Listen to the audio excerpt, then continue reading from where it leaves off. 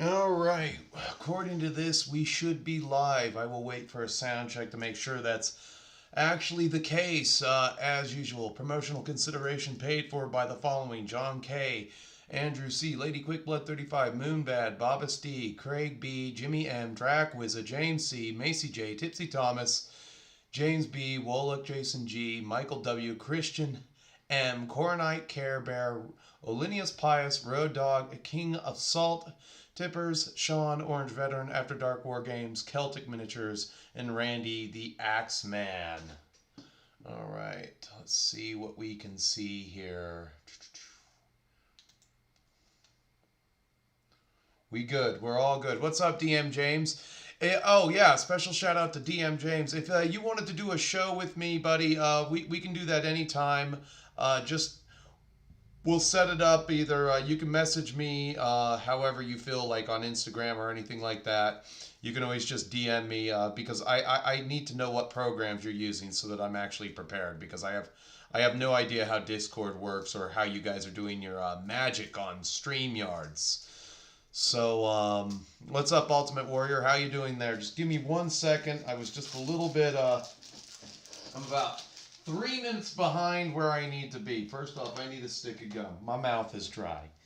My mouth is dry.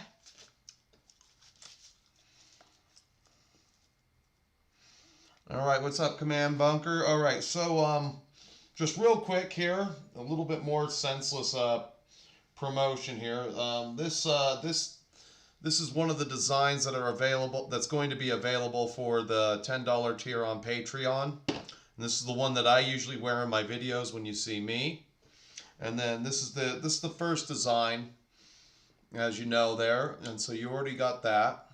And then last but not least, the newest one, the D6 Mafia shirt. So there's that as well. And again, those are available on the $10 tier on Patreon. And the most economic way to get yourself a t-shirt, if you decide that you want one, is just pledge for 6 months and you can get yourself a t-shirt. And then I do have a couple in stock. I have 3 of these D6 Mafia shirts, D6 Mafia shirts in stock, one of which is spoken for. So there's that. So getting all that crap out of the way. And I even got my notes next to me. Well, hooray. I guess we'll go into our first subject, which is 10th edition rumors and stuff like that for 40K. What's up, Midnight Aristocrat? How are you doing today? I got a condenser mic. So this might actually be the first Holy Diver video where I have decent sound quality. And let's get those guys over there. I just wanted to let you know that I finally got a decent condenser mic that'll work with my goblin setup that I've got going on here. So they're going to be releasing 10th edition on the 24th, and they're releasing new rules for armies every single day. But one of the things that got me was, now I was checking online right before this. It appears that the Bug Eater Grand Tournament, I mean, if you go to their website, it says that the tournament's already taking place, but I guess they're having another tournament on the 17th for 40K, and they're going to use they're trying to use the 10th edition rules, and for whatever reason, I don't know, that will only give people because they're going to release 2 armies a day until the release date or something, which is the 24th of June, and they're already banning Eldar. Which is kind of hilarious, which tells me that the game, for 10th edition, I mean, they can release it, but I don't think that Games Workshop is 100% ready for the release of 10th edition. I could be wrong.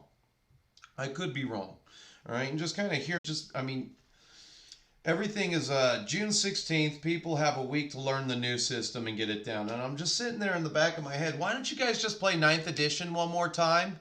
I mean, are we that big of a consumer, instant society? I need it now. I want it now. It's gotta be here. Like in Futurama, where everybody's traveling in tubes, and if you have a traffic jam or something, you can take a slip tube. Everything's just gonna be instant, 100%. I mean, are we that consumer driven in the hobby that we need it now? You can't just play ninth edition one more time. Well, if we play ninth edition, attendance for the tournament will drop off and nothing will count. Well, I mean, you can't always get what you want, but it just I just don't see why TOs have to go to the new rule system immediately when they've already had a date set in stone.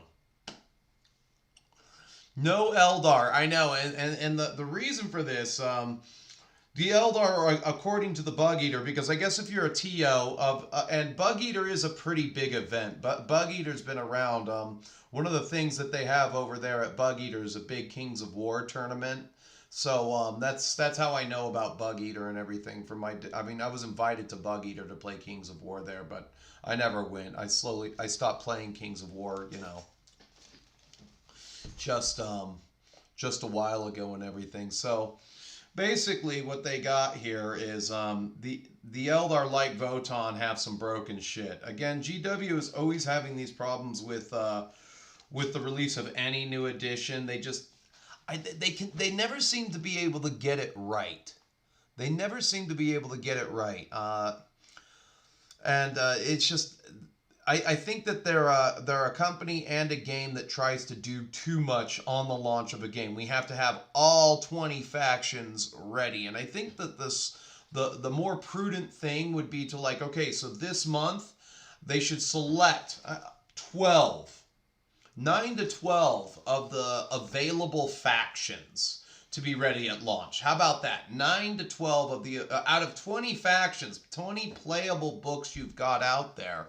They should just select 12 to be absolutely 100% play tested and ready for launch. And then maybe a month goes by, just a month or 2 months goes by, and they release the other wave of armies that are ready to come online and have rules for 10th edition. I don't see why they can't do that. Can anyone in the chat tell me why they can't do that?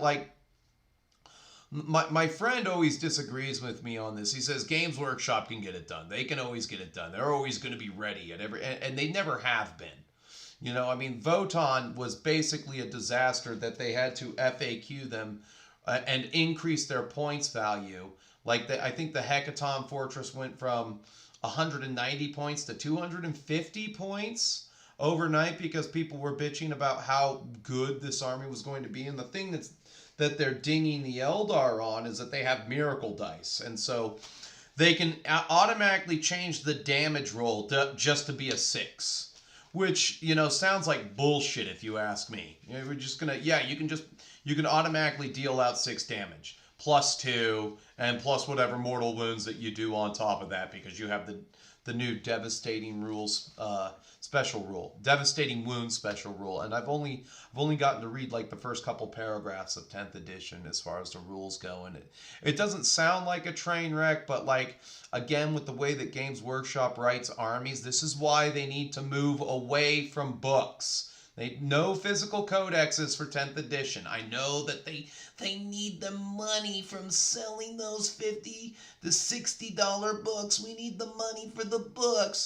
But the edition is going to have what? How many years? The edition might have 5 years. And even with 5 years, they wouldn't be able to write and play test all of the armies that they have available. The playable armies that they have available for 40K.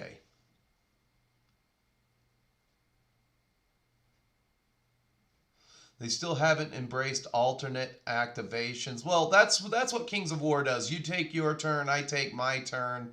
I wouldn't mess with it. 40K has never had alternate activations. I just say let it go at this point.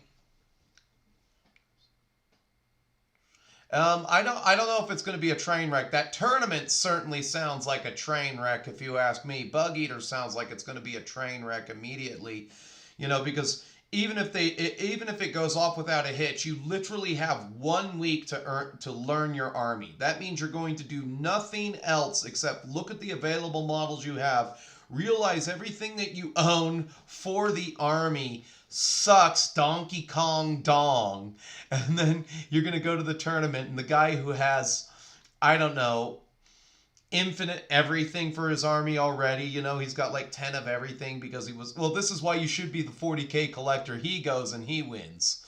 Or, you know, he goes with Votan and he beats everybody up because their rules are broken too. But who knows? I got to get into, I got to download all of these rules and everything. Well, what's up, Warlander TV? Long time no talk. Because it's a bunch of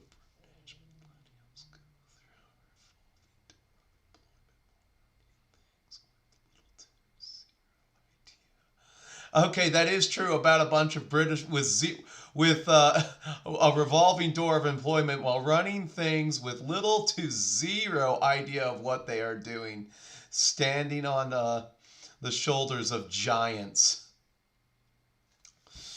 You know, it is hard work being a TO, you know, but at the same time, I just say you've already got a date. And you have 8 days until you play. From here, just from here. I think the tournament is on the 17th, and they're releasing a new army rules every single day. But they haven't released all of the rules, you know. I mean, you can read the rules for 10th already. They're online. You can get them right now. I would like to have a physical book, and I think that might be available on the 24th. I'm not gonna move my ass until the 24th, but I just think it's kind of a train wreck that here you have a faction that can just automatically, it's like, okay, we're switching my damage roll to 6, that's +2, and then I'm going to hit you with devastating wounds, and that's +3 more. So, you know, I mean, again, if they're already banning it, that means it has some problems.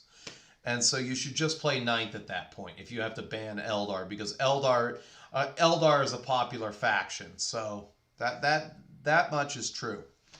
You know, and the problem I have is that, you know, so it's like let's just select.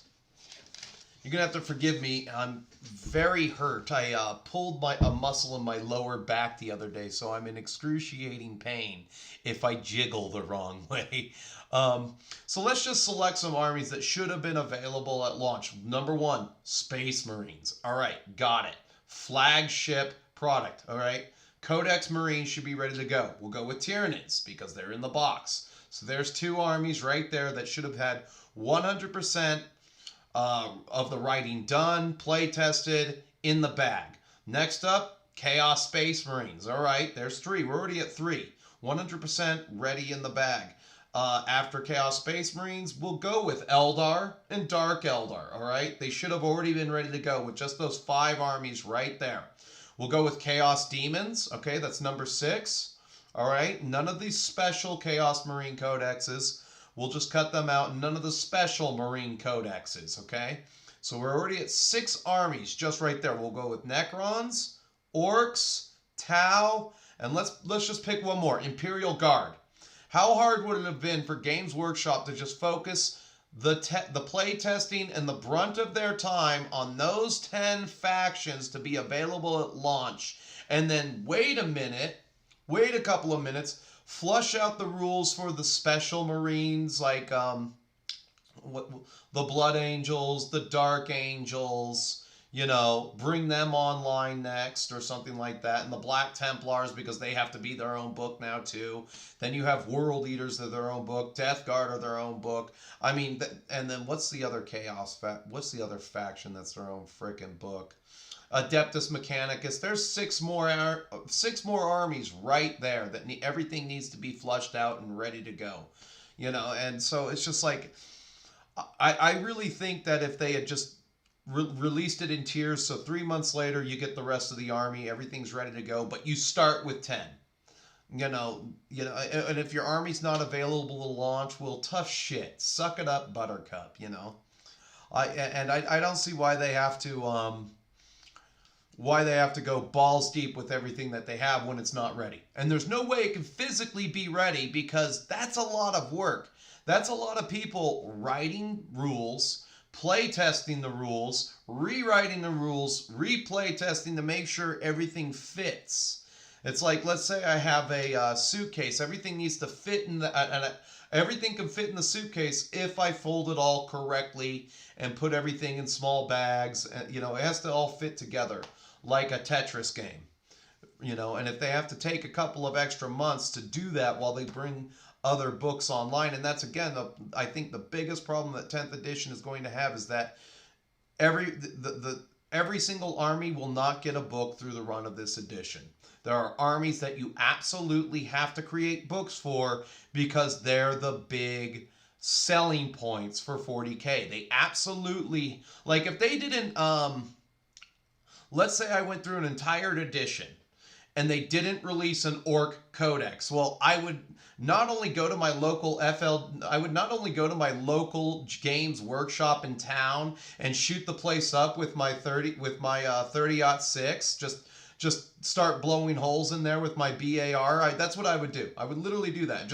And be like, I guess you should have released an Orc Codex, motherfuckers, and just leave it a smoldering hole with a bunch of 30-06 holes just riddling the place. And then I would have thrown a Molotov cocktail through the window. I mean, needless to say, I'm going to jail, so I might as well go for the highest score at that point and see what other Grand Theft Auto shit I can do along the way. But you know, it's like going to a concert and hearing Iron Maiden and they didn't perform The Trooper.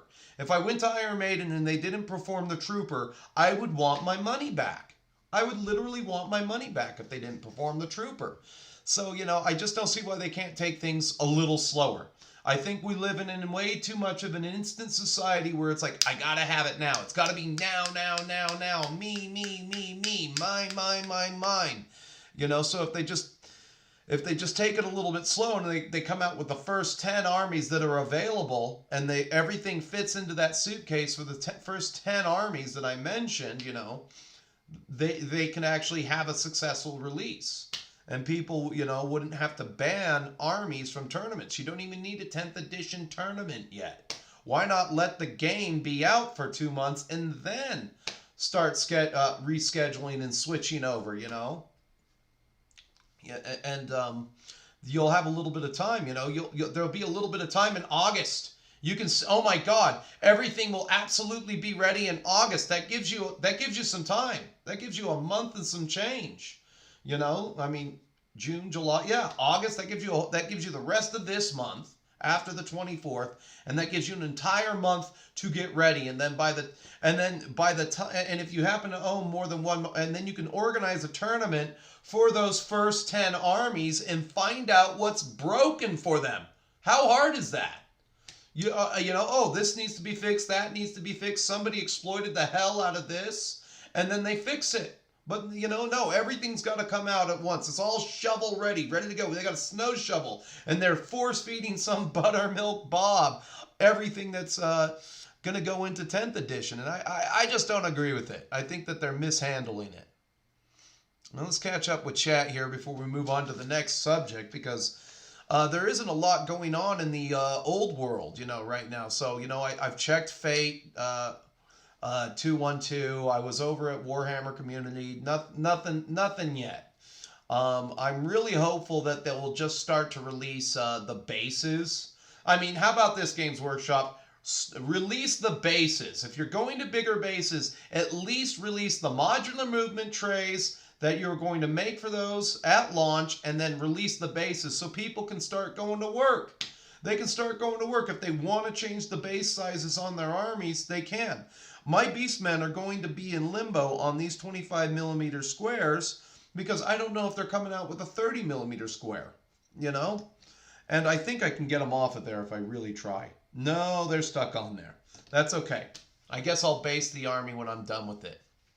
Of which I only have 5 more Gors before I get my first unit of 40 done, you know? So I will take that as a small victory. But, you know, I just... again, you know, I mean, I think Games Workshop, you know, they're spread thin. They're spread really thin over there staff-wise, and if they are writing for the old world, and they're writing for 30K, and they're writing for Blood Bowl, and they're writing for all of these smaller games, Kill Team, or what's another one, Beastgrave, and then they're writing for Age of Sigmar, and they're writing for 40K.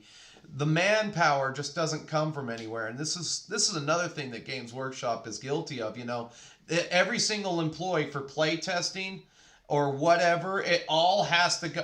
they could double their staff and actually get something done. I don't know if they do any play testing in the United States. Everything's done in some dungeon somewhere in Nottingham where they clearly don't have enough people. Whereas, like, okay, they have a full facility over in Tennessee. Granted, I'm sure the facility is a dump. It's just a warehouse. But, you know, they could hire a few extra hands to help the writing staff. How hard would that be? And I mean, you need to find, like, again, you know, how about this? You offer a job to Kenny Boucher or what's another guy out there? Stephen B. DeMarco to come in and do some of the play testing and do some of the writing, you know. So there are a lot of people out there who can actually write a good game, you know, and give feedback, or you assign people to a writing staff, you know. I mean, here's how you would do it. You would probably ask them to write 10 erratas to make the game work better, and then you do a litmus test based on that to accumulate more staff, you know, and you hire Americans, because I know hiring from the Commonwealth is the kryptonite of every single stupid British company out there. But, you know, I mean, they clearly just don't have enough in-house in the UK to get all of this done. So, you know, branch out. I mean, labor's cheap.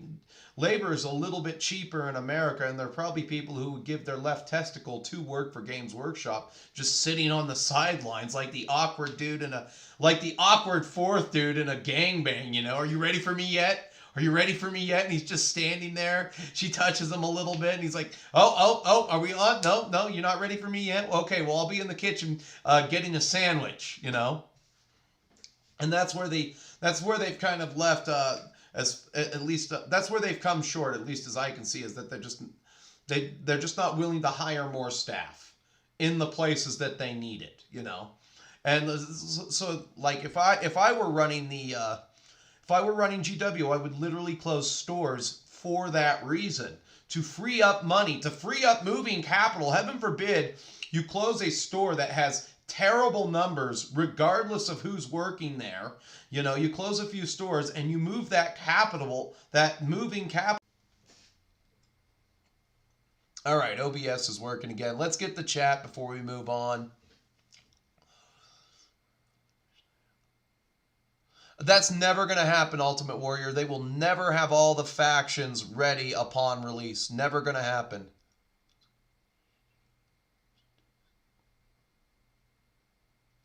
I don't know if they I don't know how much play testing they do, Harrison. I mean, they have to do some monicum to make sure everything fits in the suitcase. I'm giving an example of a suitcase. They have to make like my painting tray that's right there off to my side.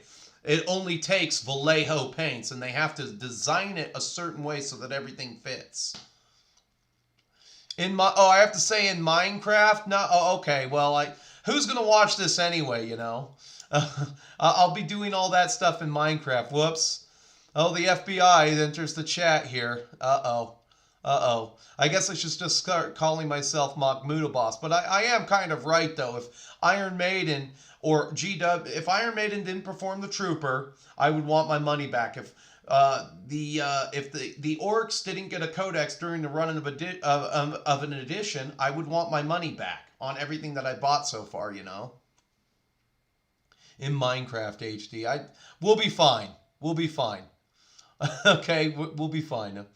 I'm just waiting for this. Oh, the SWAT team to show up. Yeah, they're gonna show up. Yeah, they have. First and foremost, my state doesn't even have a full-time SWAT team. All right, so I don't think they're showing up anytime soon. All right, dude, say in Minecraft, whatever. Okay, we're fine. We're fine. Okay, I'm gonna get arrested. All right, I'll see y'all next week after I get out. All right. Brandon can't ban these guns. No, I haven't heard any knocking at my door. I don't think we're that astute that they're just going to be knocking at my door, you know. And you know, you know what? In Minecraft, today's a perfectly good day to die. There you go. I said it. All right. Yes, that is true. We are smarter than the denizens of Airstrip 1. All right. So the next thing that kind of just like pulled me away from old world rumors this time was like the Horus heresy. And you got a lot of people who aren't even players of it, and they're complaining. Or they are playing and they're complaining about things that have been released and things that haven't been released yet. And I'm just like, all right, so you guys, you like Horus Heresy, you're playing the Horus Heresy, but there's certain things that haven't been released. One of their and this is what's funny is that they complain so. I mean, people have nothing better to do to what do you call it, to complain. All right, first and foremost, the Horus Heresy is not Games Workshop's flag project. All right, it's not a flagship product. All right, end of story. The Horus Heresy is one of those games that is for the veteran war gamer. It is not for the gamer light consumer. If you have a fully painted 40K army and you've been in the hobby for a little while, you might want to dabble in the Horus Heresy, but it's by no means Games Workshop's flagship game, all right?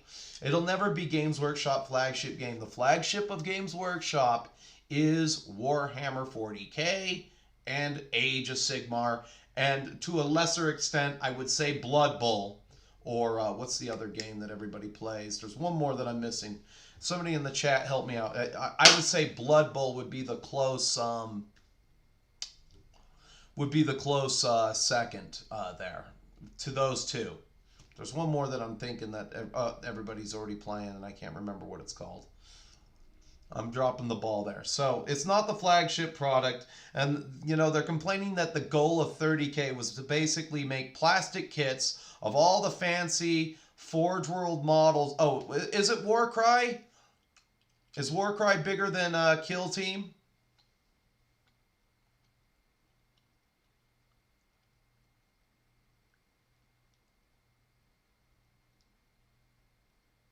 Necromunda. Oh, yeah, Necromunda, another one. Those are all specialist games.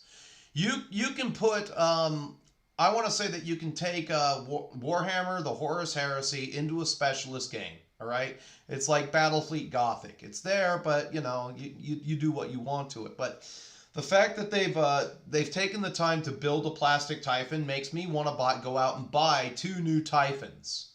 I want to buy 2 new Typhons, all right? So there's that. Already, you know, I mean, I already have a Typhon, and that some of these things, like some of the stuff that you could use is even going to Legends, so you can't even use the Forge World models like the Mastodon or the Typhon in 10th edition if what I gather from the internet is correct on that one. Don't quote me there. I don't know everything absolutely all the time because I actually have to work for a living, but you know, this is a game that revolves around your troops, and it's taking GW too long to come out with the plastic assault squad. All right, and that's what you choose to bitch about.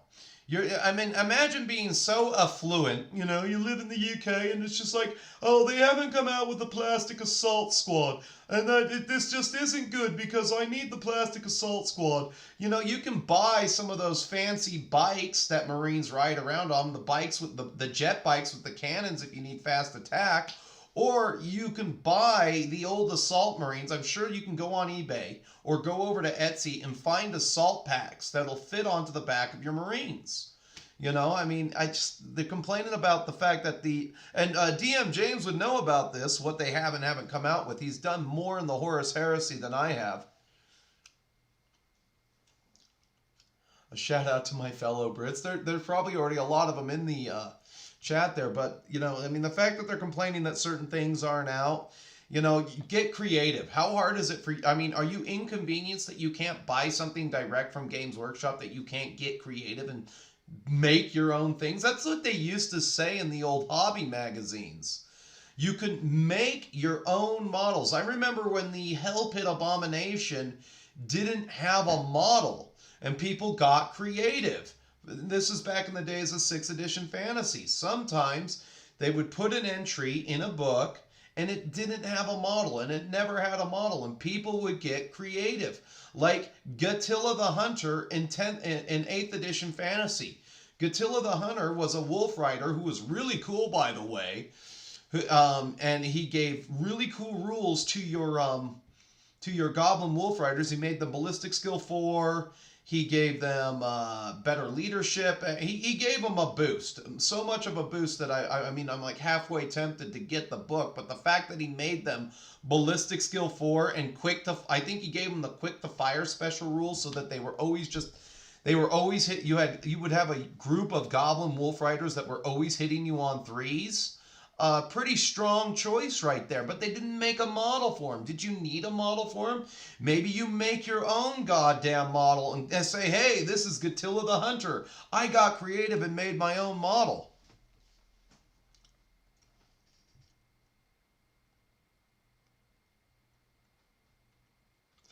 So, oh yeah, you can buy. So there are assault marines. You have to drop 140 US. Okay, then that's the whole point. This is what me and my friend were talking about, and this is the kind of thing that makes us want to play 30K, is that, okay, so I have to go over to Forge World and buy the Mark V Assault Space Marines. Fine, so be it. That's why it's a niche hobby within the hobby. This is not for everybody. This is rich man's Warhammer in some cases, or this is somebody who absolutely wants to play the Horus heresy because they're sick of 40K, or they're selecting. You make a selection. And again, I always tell gamers, y'all try to do too much. Y'all try to do too much out there, you know? Yes, Warhammer players have gotten way lazier on the creative end there. White Dwarf used to be a plethora of how to get creative. Now it's just a commercial for the autism and the Funko Pop Marines.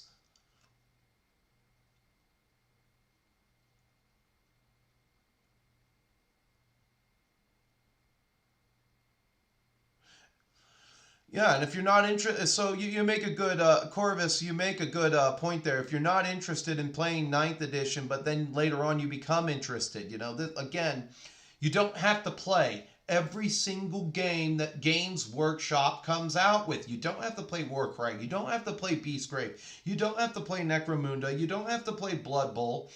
You don't have to play Lord of the Rings SPG.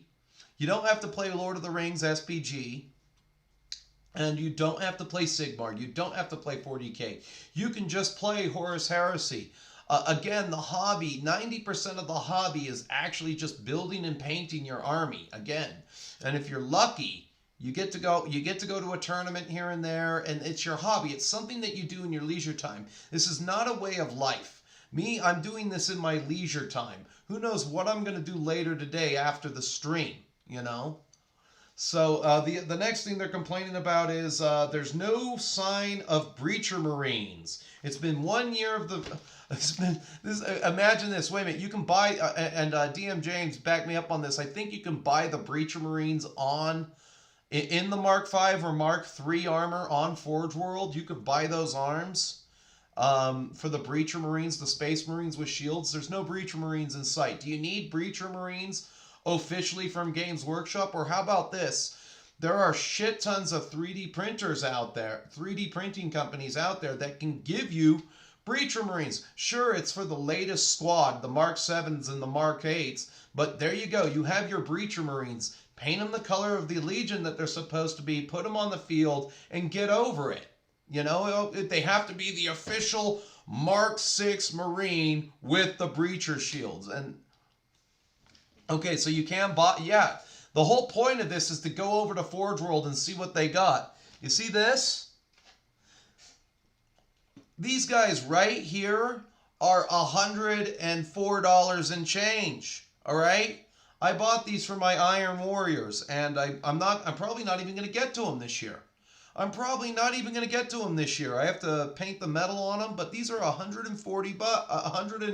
I had to buy 3 of these. I spent $300 and I got myself some Iron Circle dudes. All right? That's the whole point. It's a specialist game. It's a niche game within the hobby that, you know, you don't have to play. So I don't know why they're complaining about the lack of Breacher Marines. And again, yes, you can complain about how Games Workshop is a miniature company and the game is a shiny wrapper that the miniatures come in. You can complain about that until the cows come home. But if you don't like it, don't play it. But saying that the game is dead for the fact that the breachers aren't in the game and they haven't made a kit for the breachers, and you're so inconvenienced that you actually have to pay a premium if you want Space Marines with shields. I mean, again, the internet dicks who are saying this really need to sit down and sort their lives out and think about what's important. Maybe getting a job, taking a shower, do some manscaping, running your fat buttermilk bob ass around the block, I have not played Heresy. No. Right now, I am painting up my last squad with the Rhino, and me and my friend are hoping to sit down and play our first game. I have not. And the whole reason we are playing this is because you got haters on the internet complaining about having to go over to ForgeRoll.com to buy breachers, complaining about how you have to go over to ForgeRoll.com to buy Space Marine assault squads, and it's like, you could have 3D printed anything in the time that it took you to vlog about it or complain about it. You could have gone over to Etsy, and with a few clicks of your mouse, you could have gotten some Space Marine breacher shields that would have gone on to the normal Space Marines that they have out now. And then be like, hey, look at my breachers. They're there. And I painted them. They're Iron Warriors. Oh my God. I'm already halfway done. This was so hard. And then the last point.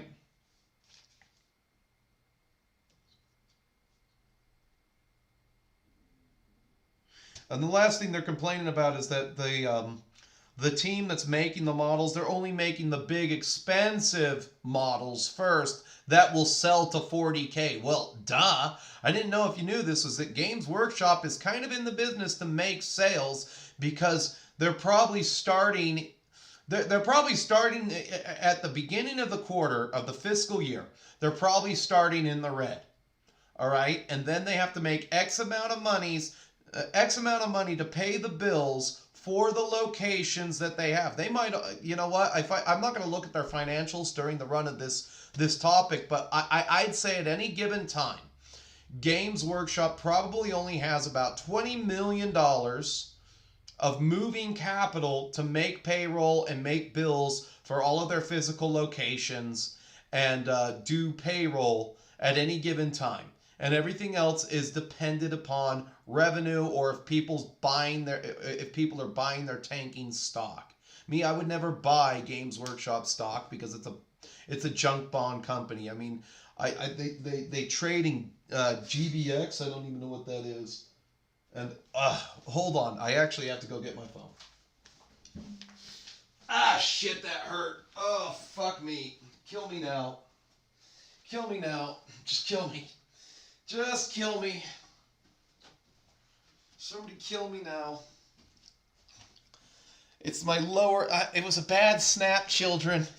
It was a bad snap. All I can do is sit here like this, like a beached whale. I have to silence my phone, which I did not do. All right. Games Workshop share price in US dollars. Here is information from Yahoo Finance. All right. According to this, it's $121 a share, which doesn't really mean anything. Their 52-week low was $63 a share. All right, so let's see here. Okay, I can change that. All right, they might have $30 million at any given time to pay the bills that they need to pay. All right, but again, you have so many locations, and if you were just to close a couple stores and, again, move people around, you could be a lot more efficient. But, I'm not going to get too far into that. But yes, they want to sell the Typhons. They want to sell the Kratos super tank. They also want to sell the Sakaran battle tanks, of which I bought 2 of. And, sure, they might be relegated to Legends of 40K, but I bought, when I made my Iron Warriors, I was already getting them ready to play in 30K anyway. So, I don't see what the problem is there. And then... Oh, and then they're also complaining about how Horus Horus Heresy Thursdays, the weekly article that they used to put out, is now gone. They don't do it anymore. Again, you only have so many hours in a day. You have like, what is it? How many hours in a month? How many hours are in a week? 1 week is equivalent to 168 hours. You have 168 hours, and like half of that has to be spent like eating, sleeping, and drinking, and going to the bathroom. However many hours you do that. I mean, 8 hours of somebody's day is spent sleeping.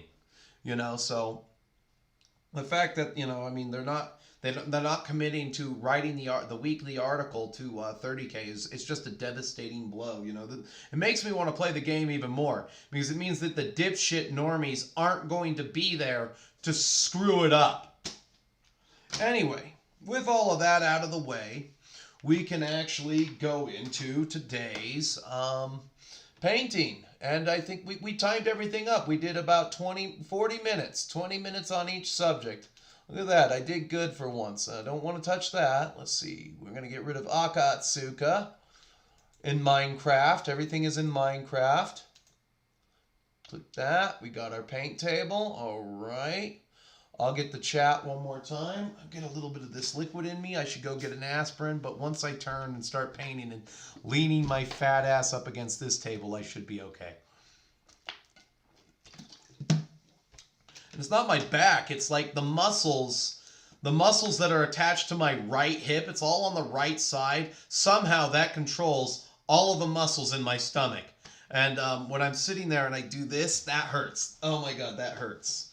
So I need to be propped up against something. Ah, shit. And then my dumb ass went to boxing anyway. I took a shit ton of pain pills and I just went for it.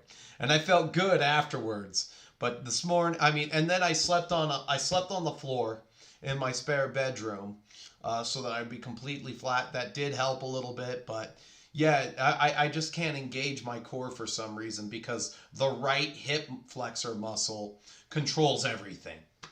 All right. With that aside, let's see here.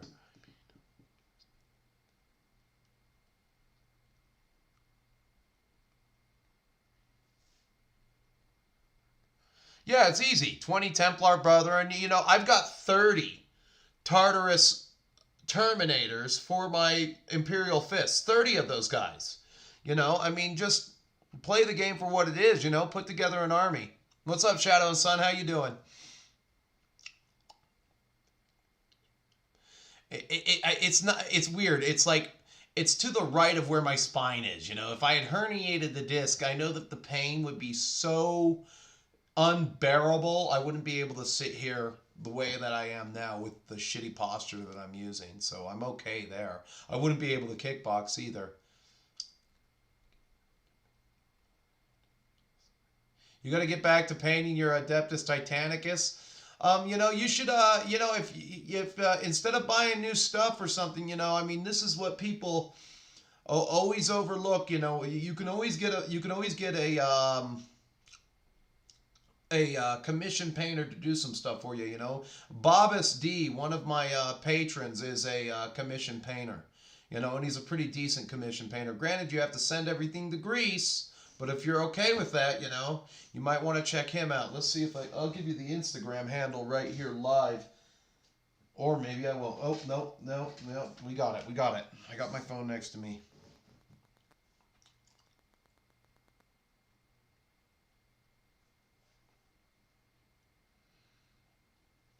Okay, okay, Babas Daiki Ozugulu. All right, I will have to link that in my chat later on, in the description later on. But let's get to some of this marine nonsense. Now I gotta prop my leg up there, move my fat ass like that and that. Okay, I'm adjusted. This is gonna be a tough one, gentlemen. Let's get the we are starting with miniature painter. All right, we are starting with miniature painter, ghost tint, golden yellow, and the serial number for this is D6171, and again, the serial number is D6171. All right, before we have started with Reaper Master Series Shadowed Steel, all right, and that is 09052. 09052, and that's how you get this stuff right here. All right, we've already undercoated our Marines. We're going into Imperial Fist mode, and oh, the last color after you put the metal on, that is something I didn't do with my Rhino that I stripped. You shade it with Nolan oil. All right, so this is like the first group of Marines that I'm predominantly doing with all Reaper paints. So shout out to Reaper Miniatures there.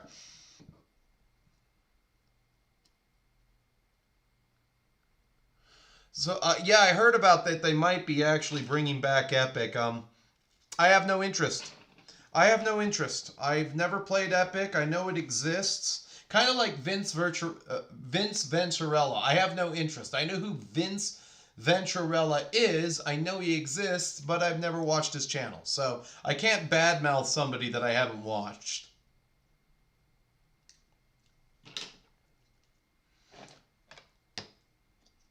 I can't do that. I mean, I'm an asshole, don't get me wrong, but, you know, I mean, there's a limit, you know. I haven't watched the guy. I know nothing about the guy. So I'm not going to badmouth the guy. I'm not going to fire a cannonball over somebody's bow just to fire a cannonball. And we're just going to hit all the Imperial Fists with the Ghost Tint. The whole model, Ghost Tint it.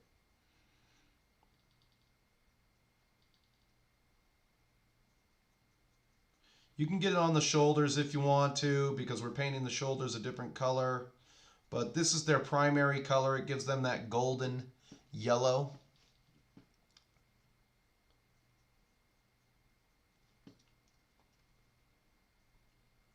But a good dry brush of the shadowed steel is actually pretty good. It makes them look a little darker in hue, like they're a dark metallic yellow. But I like this. You know, I mean, again, this is something. It's a chance to do something different, which is 30K. It's just going to be me and another buddy, because, you know, nobody else is going to pay the entry fee. You know, I'd go out. You know, I mean, it's okay if my Iron Warriors sit in a shoebox for a year. It's okay if I don't get them done. I've got one army to play Horus Heresy, and then maybe he'll get 2 armies, and then maybe we'll meet someone. You never know who you're going to meet. You never know who you're going to meet. All right.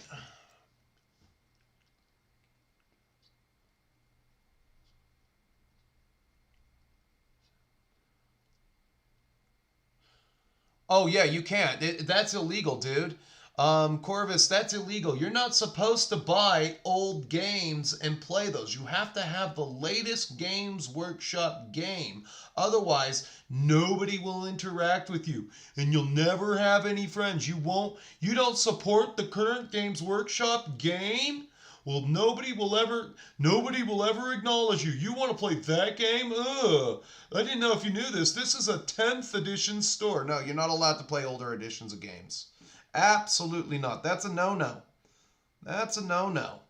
You know, speaking of playing older games, I'll shout this guy out. He doesn't seem like too bad a guy. I can't even remember his name. Rogue Element Wargaming. The guy, all he does is play 6th edition fantasy and Necromunda. That's it. And he's kicked my ass. You know, he'll get like 250 likes a video. That's something I haven't done for a very long time, because I have an abrasive, toxically masculine personality that makes the soy boy Chinese tingle. But that's all he does, is play that one game. People like it. A lot of people like 6th edition for some reason. I think 7th is way better than 6th edition. 6th edition is like, take a panic test. Take a panic test. I demand that you take another panic test. And it's like, there's a 6-inch panic bubble. And if you're playing Lizardmen and Dwarves in 6th edition, it was like getting to play the game on easy mode. Okay, you got done there. Ooh, the Sergeant. Let's get the Sergeant ready. He needs his Ghost Tint. See, once I start painting and I settle down, it's just the movement. Don't get me started on the movement, gentlemen. And let me know in the chat if the angle's good, if the lighting's good. If I need to dim the lighting, let me know. We're all trying. I'm really trying to make these videos as helpful as possible to anybody who might be watching for ideas. You know.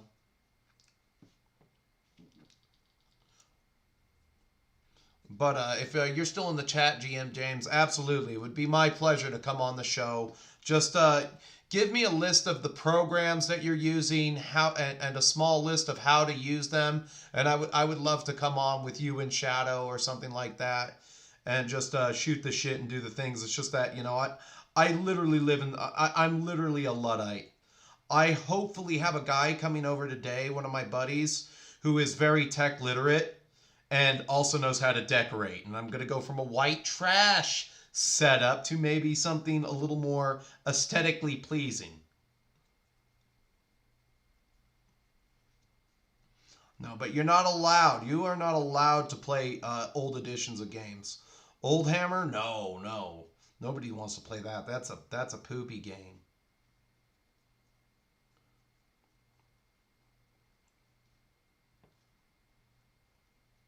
That's a poopy game. Just like what I'm doing to my Imperial Fists. Those are poopy colors. Imperial Fists are supposed to be bright yellow. Here's the problem I have with, like they're the one of the, don't get me wrong, the Imperial Fists are like some of the coolest Marine, is like one of the coolest Marine factions out there. But like the color, just, we're bright freaking yellow. That isn't that like putting I guess because of how tough Marines are supposed to be, it's not like wearing a moving target or something like that. You are next. But my goal is it's also my goal this week to have these 10 and the Rhino done. The Rhino's upstairs. It didn't need to be stripped, but I am going to spray paint it metal and try that.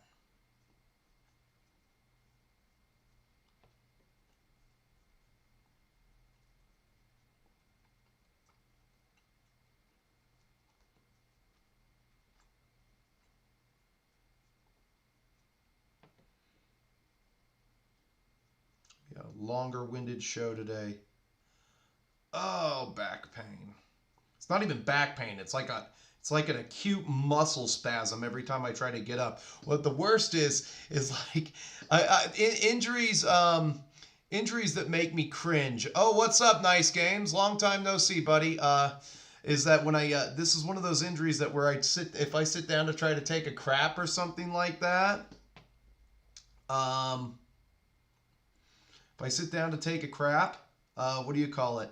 It hurts because I can't engage my core to get up off of the toilet. That's the problem. Getting on and off of the toilet hurts. There you go. And then there's the classic, what if your right hand is injured and you have to wipe yourself with your left hand?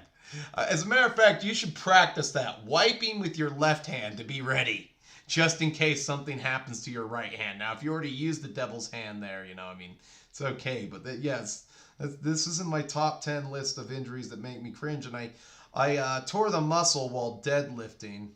I didn't really warm up. I don't really ever need to warm up. Very rarely do I get injuries, unless they're inflicted through boxing.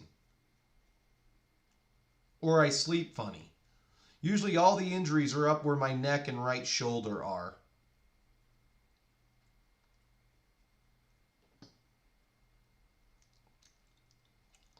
All right, you are next. You guys are going over here. You displease me. We'll put you next to the microphone. I got a microphone now, people. I feel so on the cutting edge of technology. No, it's taken me forever to find I thought I would have all of the bugs out of this. Let me see something here. Plenty of bars. All right, that hurt. I thought I would have all the, bugs worked out of this. But for whatever reason, my DC adapter, it will power, I found out it will not power the camera while streaming. It will not keep the camera on. If I am not doing a memory card recording, I actually have to take the, out of the I have to put the memory card in the camera, and then I can use the DC power adapter and it won't turn off. But that's a different kind of recording. It's not an OBS recording. If I'm doing an OBS recording, I can't have it plugged in. I have to use batteries. I can't have it plugged in. And if I plug it in to charge the battery, it'll turn off the camera after like 10 minutes.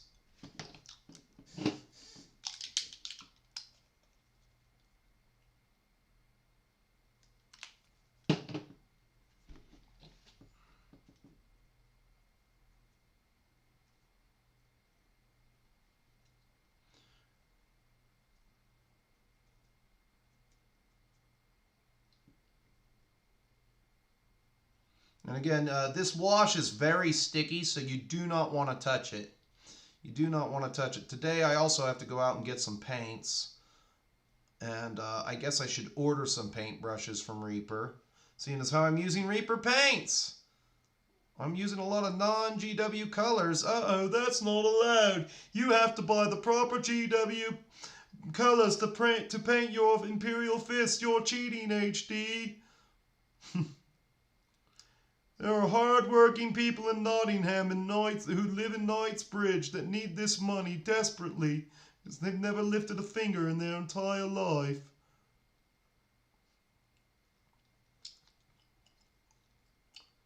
Oh, I also have to, I always got to give I think I'll give a special shout out to all the UK wargamers out there. Seventh Son, Von Ketteringham, Leon T.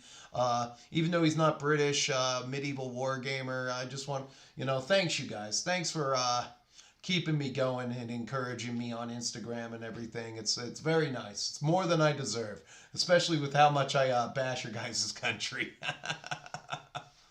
And if I left somebody out, let me know in the chat.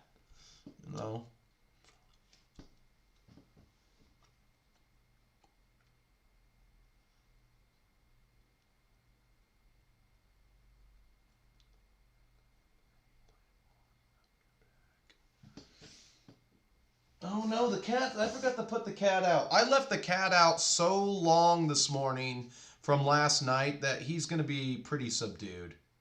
He might come down for the end of the stream. I don't know about an eggplant. I will tell you that my wife died in this house, and my grandma also died in this house. And my wife used to complain about a shadow figure in the laundry room all the time. That there's a shadow figure in the laundry room. And I'm like, oh bullshit! I spend so much time. I've never had any problems. Well, actually, when I moved in and I was just painting here in silence with just the initial move, like a week before I moved in, a couple weeks before I moved in, I was moving my stuff in here. I'd sit down and paint. If it were about 8 o'clock, I'd paint here in silence. One time I had a moment of dread.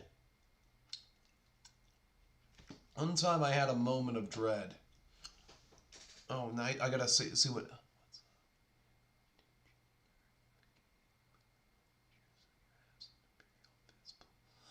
Oh yeah, no, I did not cheat in the game with the Ranger. Again, Thermopylae is up on Patreon. I kind of left that up there. And the Ranger called me this week and told me he's moving away to Arizona. Mr. Big Bucks. Mr. Big Bucks is getting a $30,000 bonus to go and work for another defense contractor. God damn it. He's going to work for Raytheon. And that's about where I'm going to end it, I mean, come on, man. How much money do you need? What about friendship? Oh man, it sucks. So yeah, there is that. Hopefully we're able to do a going away game.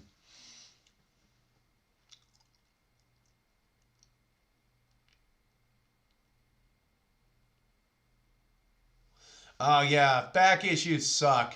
It sucks. And I'm usually such an aggressive guy.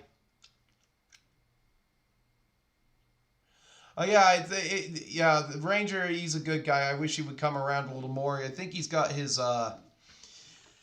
son from Kentucky is visiting, so that's why we haven't seen him. But I think we got 3 months before he moves away, so hopefully we'll be able to squeeze in another game of Pike and Shot before I have to sell all my pike and I won't have to. You know why I won't have to sell all my pike and shot armies? Because if somebody wants to play pike and shot with me, they can play my. I'll play my Scots. They can play my Parliament. There you go. I can still play. That's the advantage to being a collector right there. I have 2 completed opposing forces. The Scots will fight anybody.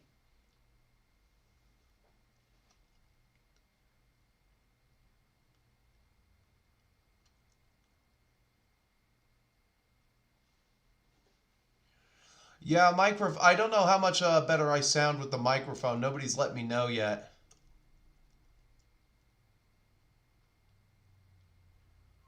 Yeah, I should get some more of those Vallejo washes. I only have 2 of them. I think I have gray and brown for some reason. And that's about it. Well, those 4 dry. We can start on the other steps to this marine again. We'll go with Sparkling Amethyst. And that is 09105. Sparkling Amethyst, 09105. And that goes on the shoulder pads of your Mark 6 Marines. And now I have to get my gouger.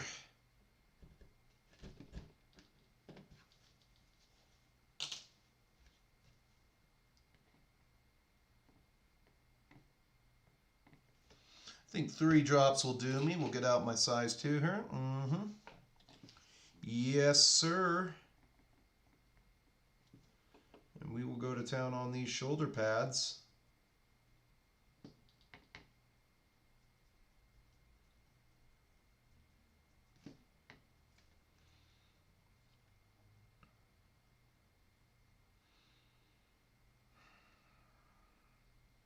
At least I can paint. I didn't think I'd be able to do the stream because I didn't think I could sit down, but I actually have an idea for when I sit down to paint today after the stream.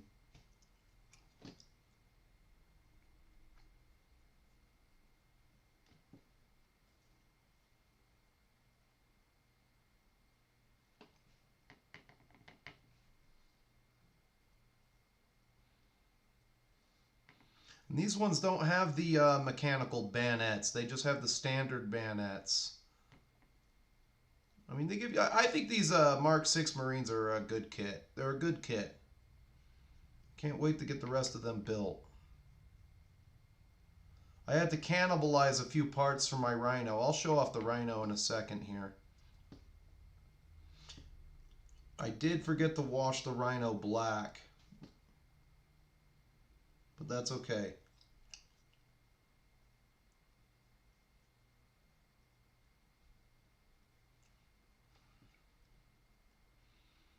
There we go. Let's just get this old boy here. We use up all the purple.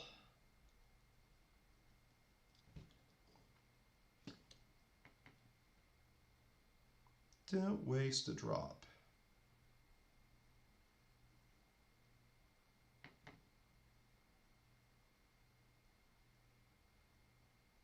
Gotta watch out, that gold is sticky.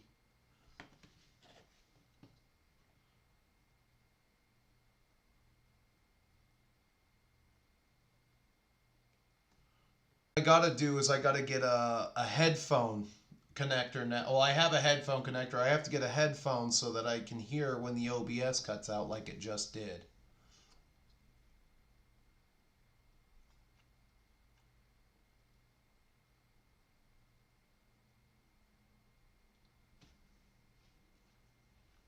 I got to get a headphone so that when I know the OBS cuts out, I'll know to stop talking because you won't be able to hear me.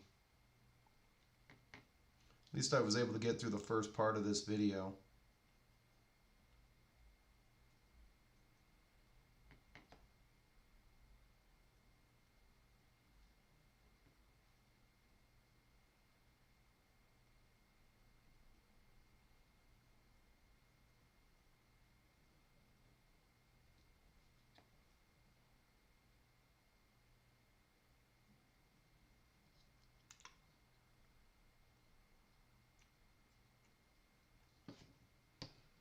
Just keep working through them. Oh, almost dry. Almost dry. I guess we can just do the shoulder pads real quick. All right. Sounds good. All right. So the condenser mic is helping.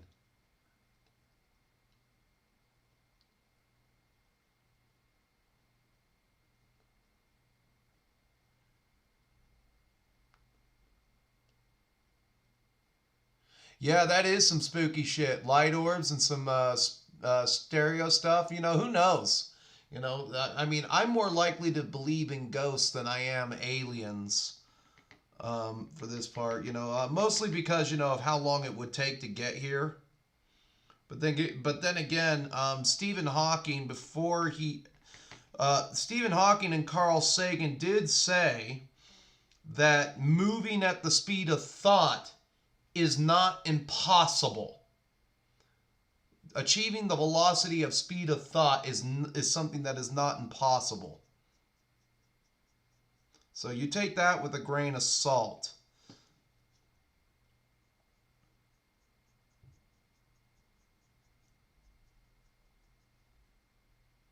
Now, I don't know what's faster. DM James is a big sci-fi guy. He might actually know. Some Star Trek fans in there, they might actually know. Moving at the speed of thought, is that faster than the speed of light? You know, that's a real good one right there.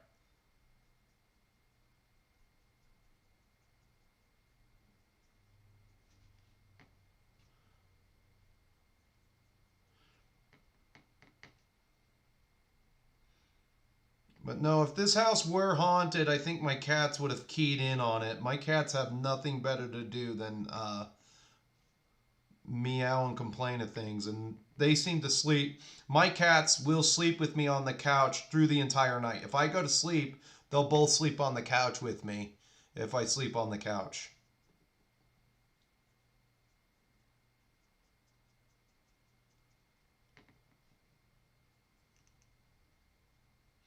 Okay, moving down here. All right, thank you, Historical, about the audio update. Thank you, Rodney Hampton. What's up, Wraith? How you doing? Yes, Scots will fight anyone. You know, I think it was one of the things that makes the Battle of New Orleans such a pivotal battle in American history is I think that, of course, during that time, just the Napoleonic era in general, during the War of 1812, one of the regiments that we defeated at the Battle of New Orleans was a Scots regiment. I believe that the Scots were there. Somebody might want to correct me on that, but I believe that a Scots regiment was sent in to uproot us from our strong position that we had dug. We had dug a trench and put up lumber above that trench to protect our troops. And they sent in the Scots.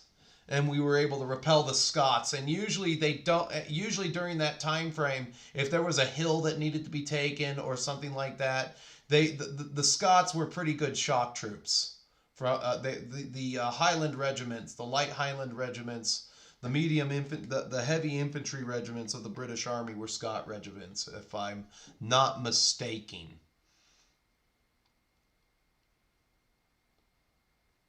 I got a pile of shame all over again. It begins anew for me, Rodney. Mini Warnut, what's up, dude?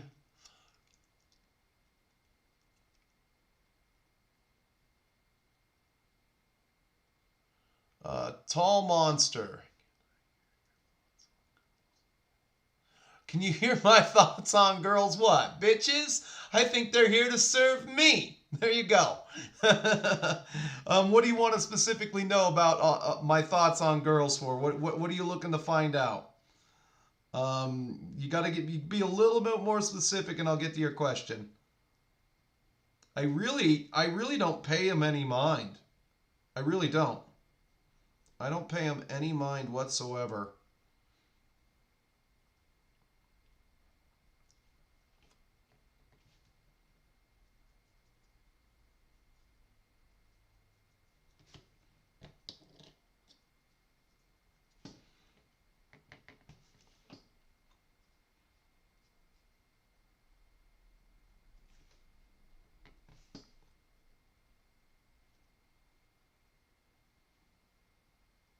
One thing with this color, you always want to kind of just paint with the wet edge.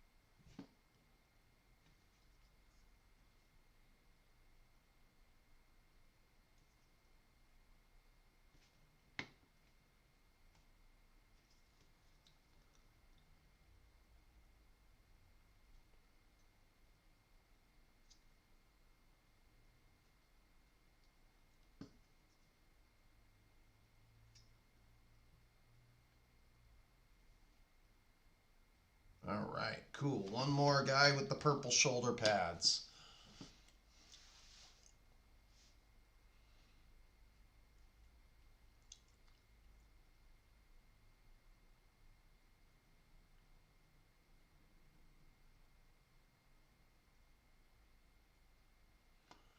So thank you, historical doppelganger. Yeah, so the Scots were the shock troops of the British Army during the Napoleonic era. I do know from watching The Charge of the Light Brigade, that old movie. When they at the beginning of that film, when they wanted when they wanted to take a hill, they sent the Scots up the hill to go and take the hill. And not to mention what I know about World War One and everything. Um, there was I think the Scots were first out. The Scot regiments were first out on the Somme. They were first out, and I don't know how much of a licking. I don't know how much of a licking they took on the first day. I know that the British themselves took a huge licking on the first day, but I do know that the Scots were one of the regiments front and center. One of the reasons, one of the interesting things about that is the story of Paddy Kennedy. He was found by a Scots regiment after he'd gotten lost, and the commander wrote him a note.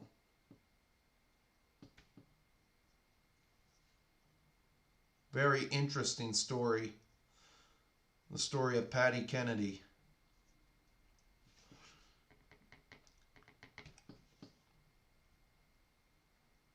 That made just talking about World War One makes me want to watch. What do you call it? They Shall Not Grow Old Again. But then again, I don't want to be depressed for 2 weeks. That documentary is very, very true to life. And again, it's one of those movies that you watch, and once you watch it, you can't unwatch it. You know, I mean, if that documentary had been made in the 90s, it would have gotten an X rating. I have an absolute 100% that the MPAA 100% belief that they would have given that documentary an X rating. And it would have been banned on military bases. It would have been banned on military bases. Absolutely.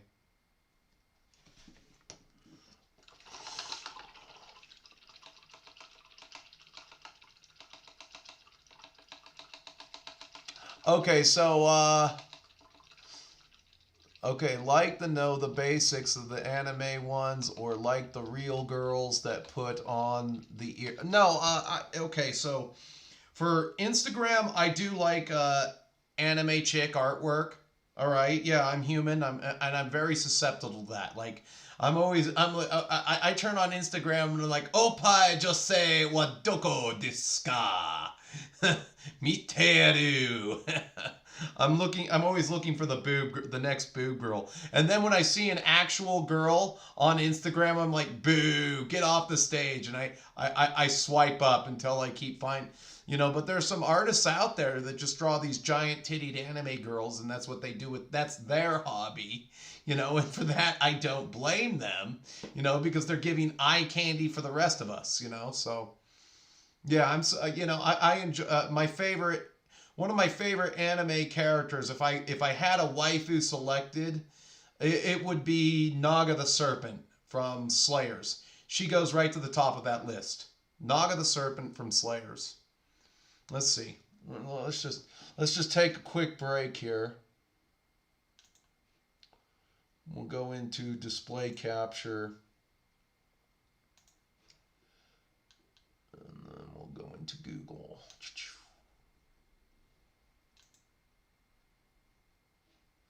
Let's see here. Ow, shit on me. Ugh, fucking A. Should not have done that.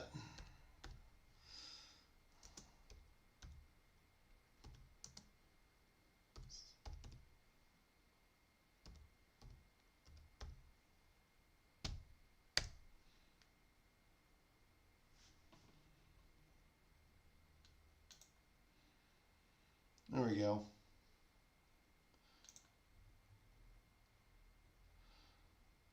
Let's find a good one. Oh God, of course they give you all the little drawings.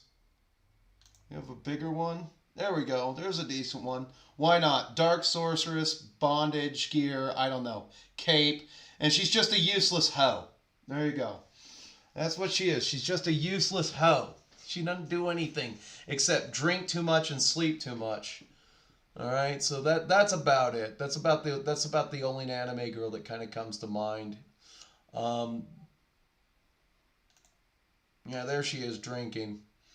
There you go. Nothing special. But I was like age appropriate for Slayers anyway. That was one of the first big animes to come out during the 90s, to say the least. And it was good. You know, the thing that I liked about Slayers was it was if Dungeons and Dragons meets Scooby-Doo, you know, and they're just out there, they're having an adventure. It's you know, and sometimes there's a mystery that needs to be solved. You know, that's what made Slayers great. But that's about it, you know. But I do like watching people draw those pictures, you know. I mean, like, that's cool, the way they can just put it on a pad and do it. What's up, Cornite Care Bear?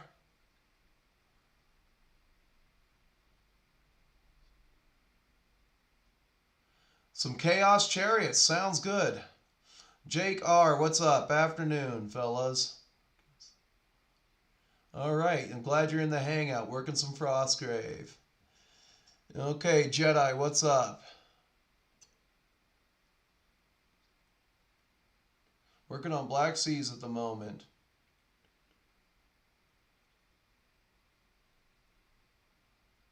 I've never played any Dark Seas. Is it hard to paint in between the cannons? That sounds like a bother. Okay, so there you go. Wraith right there with one. Germans called the Scott regiments Ladies from Hell. Yeah, they were shock troops. That was the whole point of it. You know, if you couldn't take something, you sent the shock troops in, and that's what the Scots would do. You know, just look at Groundskeeper Willie. Grease me up, lady. Yeah, it was about by the end it was 30,000. It was either 29,000 or 30,000 in the first 30 minutes. And then by the end of the day, it was actually much higher. The British Army actually sustained about 60,000 casualties on the first day. 60,000 casualties on the first day. It was higher than that. And I have Keegan up there. I actually wrote a paper on the Psalm. 40,000 is a low estimate. I think it was actually 60,000 on the first day.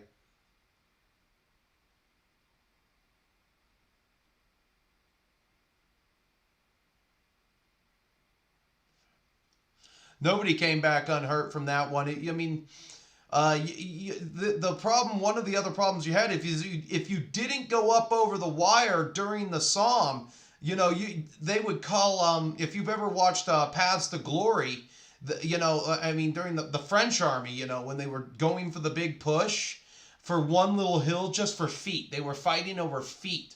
The field marshal noticed that some of the men couldn't get up over the wire because of the machine gun fire.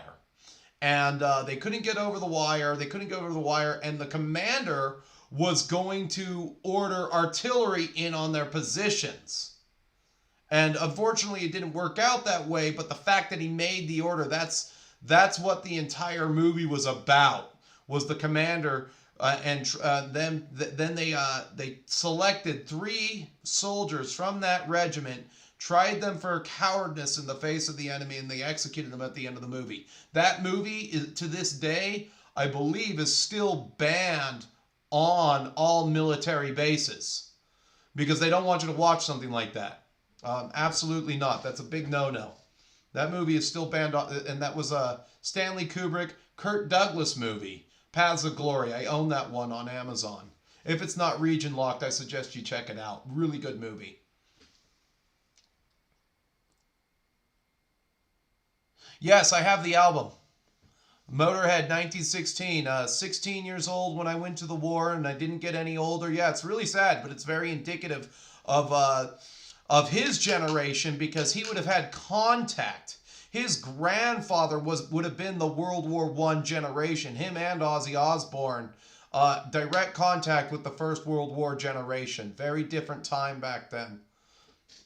Very different time. Whereas their parents were the World War II generation, but they would have had contact with the World War I generation. Again, Charles Schultz, the Charlie Brown artist, some of the Snoopy and the Red Baron stories are kind of indicative of what he was told of the Great War and everything, and that's kind of where that comes from, is through his direct contact with World War I generation, you know.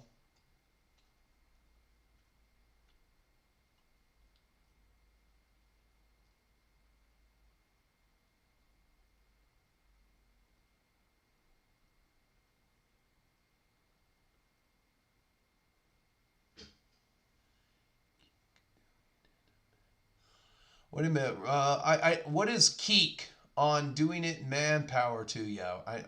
I'm dropping something on your conversation there, tall monster.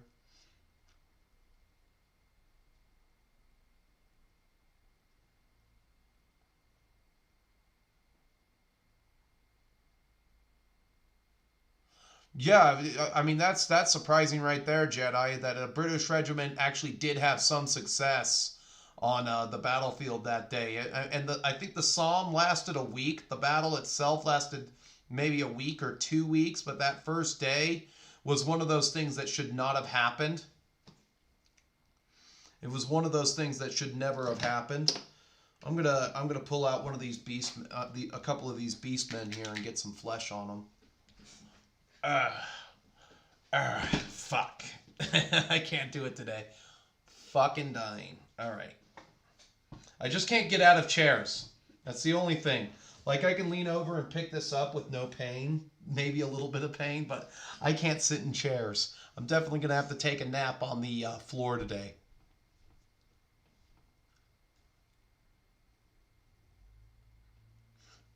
And that's okay. You pop in anytime, tall monster. Fuck, I can sit here like this and paint at least, so I'm going to get some work done today. But getting out of this chair, I'm going to fall onto the floor. That's what I'm going to have to do, is I'm going to have to fall onto the floor. And roll away like Dave Chappelle after he got his legs beaten up.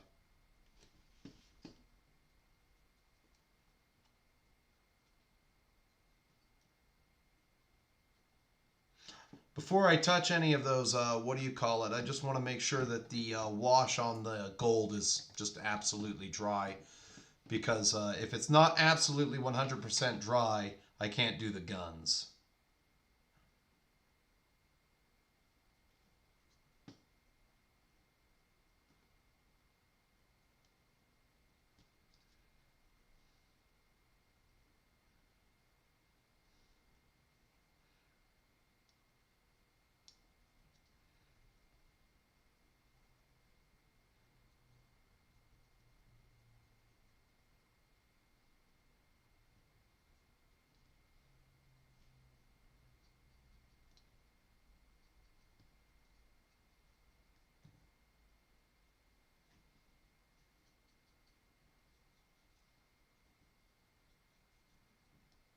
Ramones, Ramones. That's one of the songs on 1916.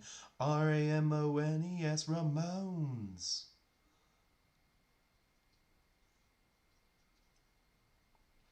And what sucks is that all the Ramones except for Marky and CJ are dead. Like the original Tommy, Dee Dee, Joey, Johnny, they're all dead. And then when Tommy and Dee Dee left, they got Marky and CJ. That's the rendition of the Ramones that I grew up with, was the Marky, Ramone, and CJ era. One of the shows I used to like on Sirius XM was Marky Ramone's Punk Rock Blitzkrieg, and I don't think they have the show anymore, so I kind of canceled my Sirius subscription for one of those reasons. They got rid of the Jason Ellis show, and they got rid of the Marky Ramone's Punk Rock Blitzkrieg, And Bloody Roots is a good show on the Metal channel. It's just not enough to keep the subscription. Plus, you know, I'm busy studying phrases in Japanese when I'm in my truck now. I'm just using YouTube. But these are videos that I've edited for myself and are uploaded to private so only I can see them.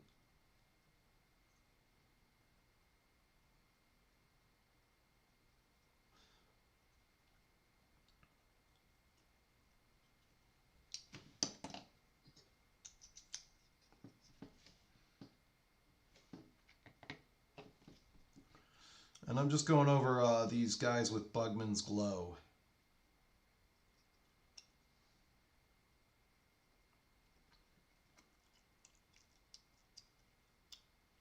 Yeah, Paths of Glory. Yeah, five skulls. I'm sorry I haven't been doing any of the what do you call it, movie reviews lately either. Such a bad YouTuber. I wish I had a part-time job.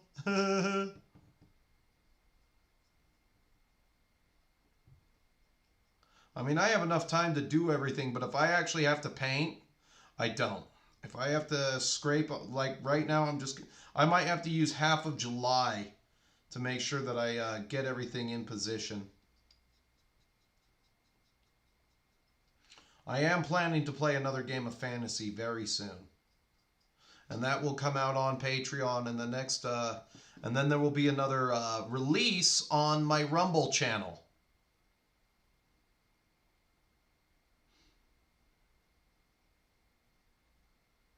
So as I do new battle reports, they go up on Patreon, and old battle reports will be available for everyone to watch on my Rumble channel. And if you haven't subscribed to me on Rumble, I just hit a benchmark of 120 channel likes, yay, and 26 followers. So I just uploaded the last two Holy Diver Hangouts today.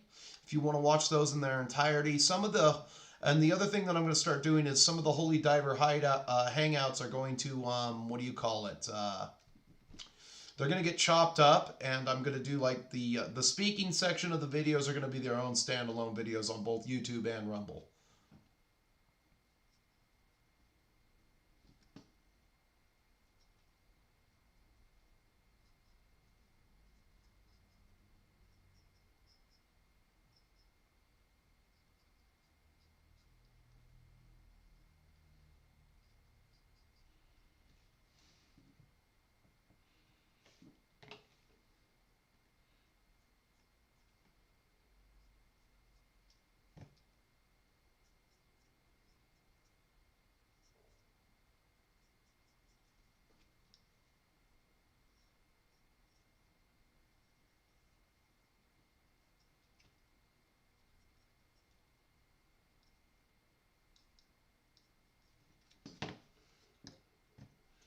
Alright, let's inspect these Imperial Fists.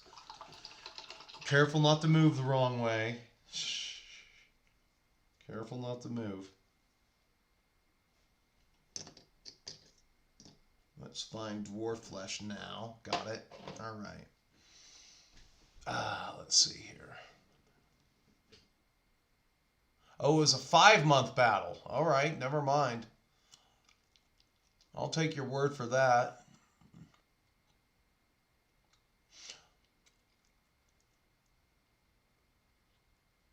The Ramones kicked ass. I do like that. One of my favorite. Well, you know what sucks about the Ramones is that they only ever play I Want to Be Sedated, and they have so many good songs like Rock and Roll Radio. That was a really good song. I mean, you know, and it's just like, no, we're going to do Soundgarden again. Fucking Soundgarden again. We're going to play Soundgarden. You know, the one thing I won't complain about local radio is, at least in my state, they play like how many songs were on the album The Dirt? Alice in Chains, The Dirt album. The album Dirt is made up of 13 songs. Here are the first 3. Them Bones, Damn That River, and Rain When I Die. Alright, so on my local radio, they'll play Wood, The Dirt, Them Bones, Rooster, and what is it? Down in a Hole. And I won't complain there. The dirt.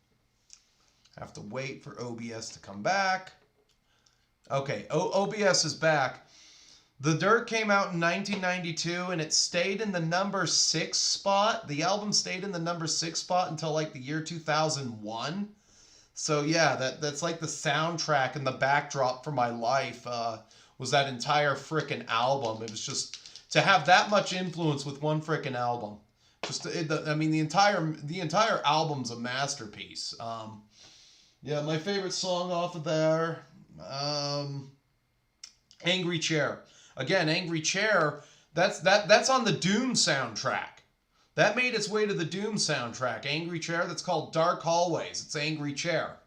Or at least I think it's called Hold on, Doom. Let's see. Angry Chair, Doom.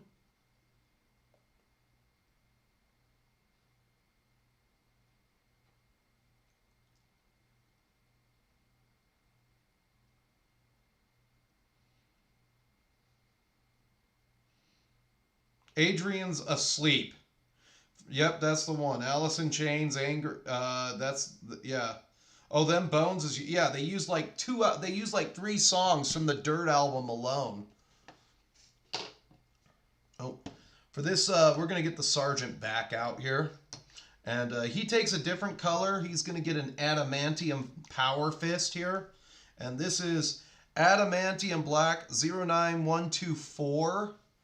And that's the color I paint as Power Fist. Of course, I don't have to use my gouger. It's ready to go. This is a thicker metal.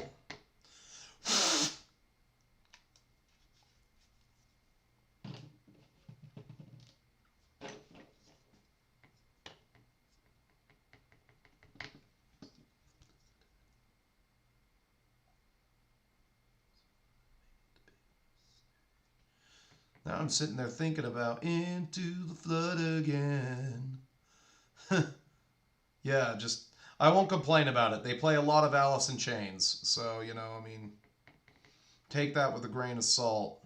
But when you also hear that on the Arrow, the oldies station, now I'm starting to worry. I'm hearing Metallica and Alice in Chains on the oldies station. I'm like, shit, it's come to this.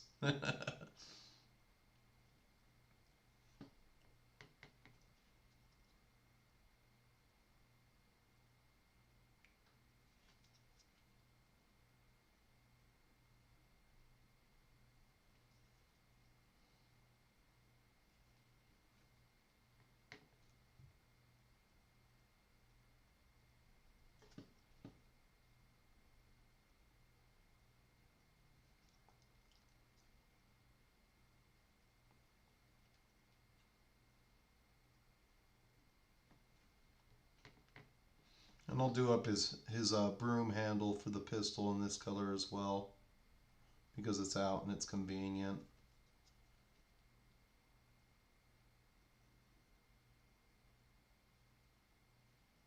All right, there we go.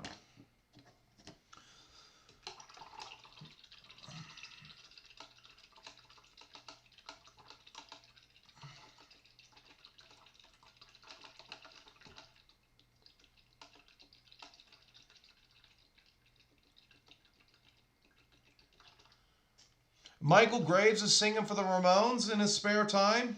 I know that they do I know that Marky and CJ do appearances as Ramones here and there. So if they got Michael Graves singing for them, you can't really go wrong with there. It's really too bad that the Misfits only produced 2 albums in the 90s. They were going somewhere, man. That's another band. I have both albums. I have American Psycho and Famous Monsters. I listen to those albums all the time. You know, I mean, but it's, I mean, as good as those 2 albums are, they don't have any playtime on local radio, which is BS as well. Famous Monsters being my favorite of the 2. What did I do to this guy? Oh, right, yeah.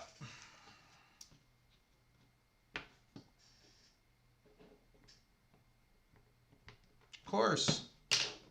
The only problem with Reaper paints is that they clog.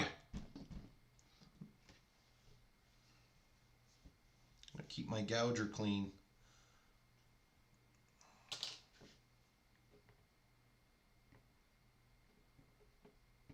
There we go.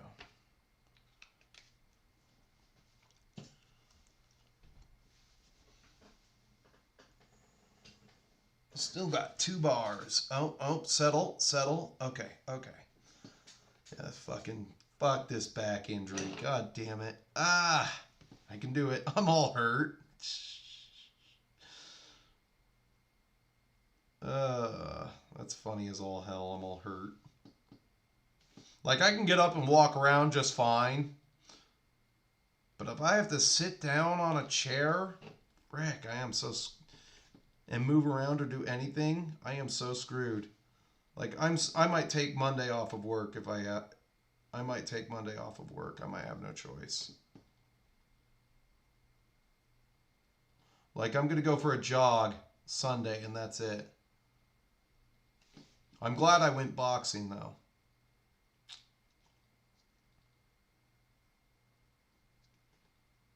If I would, could you? I'm going to be singing Wood for the rest of the day.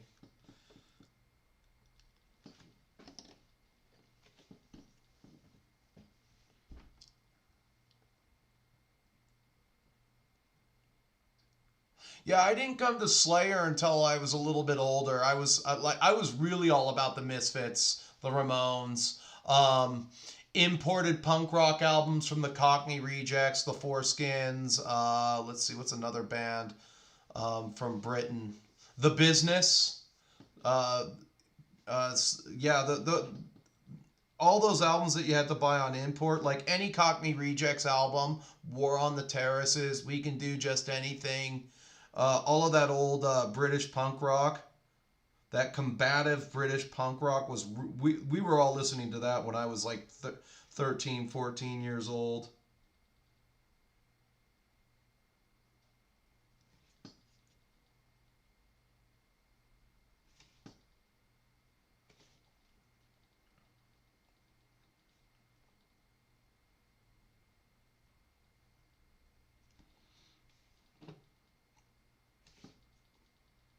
I might actually get a few of these guys done.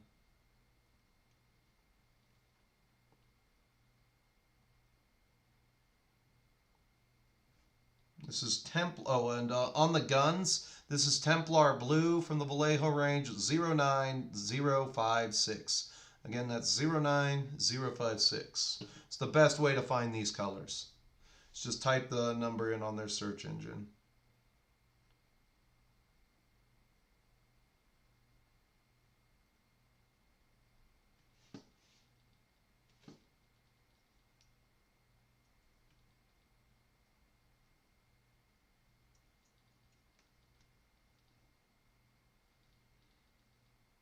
I have to go off screen here to get behind the gun a little bit.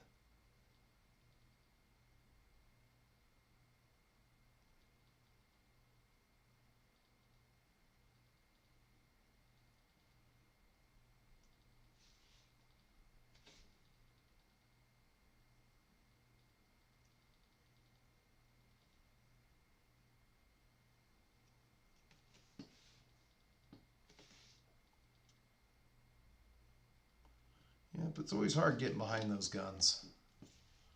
We'll just hurry up and get behind them real quick. I mean, where I can see it, I can just like glop the paint on, just so it's solid enough to see behind there.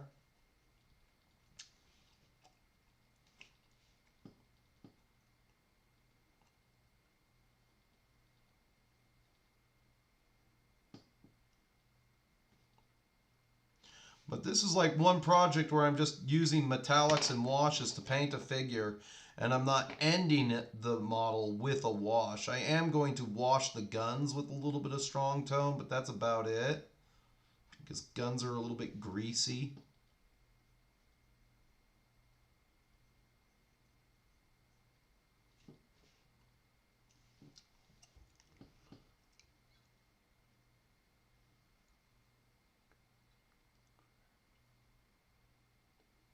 I'll have to listen to that on YouTube. I didn't know that they cut a third CD. I thought right after their time in the Misfits' time in professional wrestling, they cut ties with one another and they were never to be seen again, you know.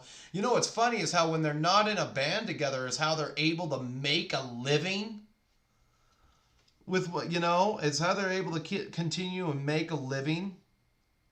Shows hustle without getting a real job.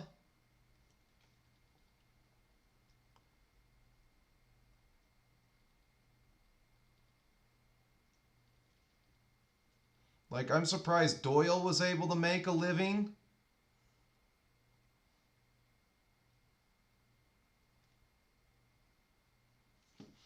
Because, you know, I mean, granted, you know, Glenn Danzig, for as much as everybody talks shit on him, he's talented, really talented. I do like Glenn Danzig. I mean, and I don't, you know, I mean, just like that guy is firing on all cylinders. He wrote that song 13 in about 20 minutes. When they said, "Can you write a song for Johnny Cash?" And he says, "Yeah, absolutely. I'll sit down." And I sat down and I wrote the song in about 30 minutes. I was done. Next day, I was in Rick Rubin's recording studio. I showed him the song, and I made some goddamn money. You know, I mean that just tells me that he's firing on all cylinders. You know, be able to write a song, and those are the. And then what was the other one? He Life Fades Away for what's his name? Roy Orbison. You know, he said he wrote that song in less time than it took him to write 13 for Johnny Cash.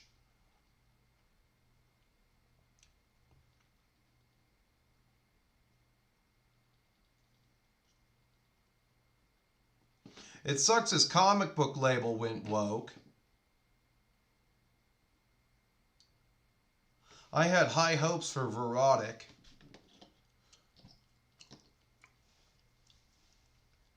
What's up, Corey?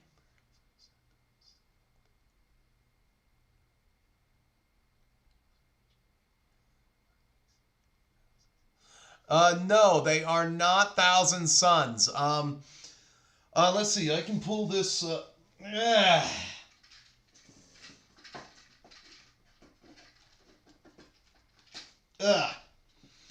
right. So yes, I understand that they're purple, but that might actually register a bit more of the metallic yellowish color. I mean, don't get too close to this rhino. It literally looks like I urinated on the thing for about a week because I forgot to wash it black. I missed a critical step there.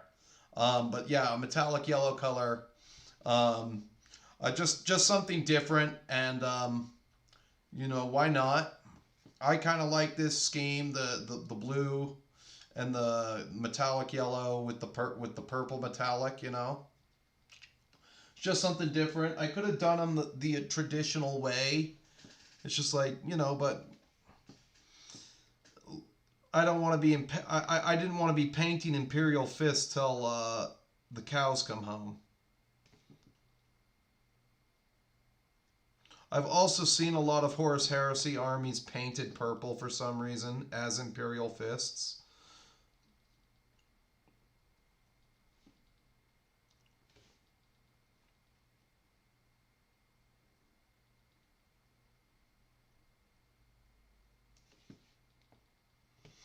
We're doing good though.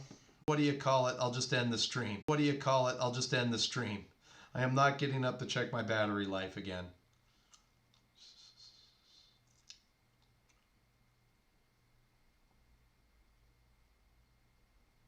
The fact that I selected the correct battery makes me very happy.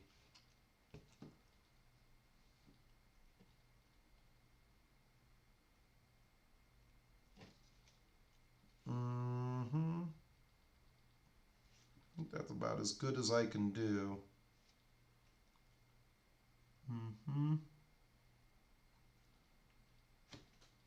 All right, last gun.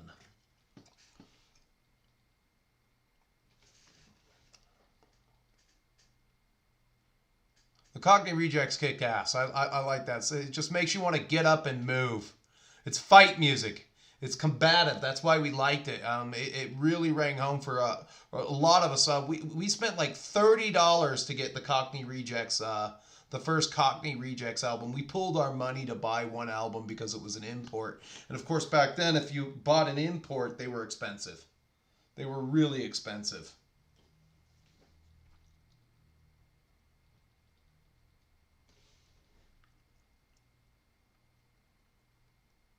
I wonder what Jerry Only and Doyle von Frankenstein do for their day jobs. That would be very interesting.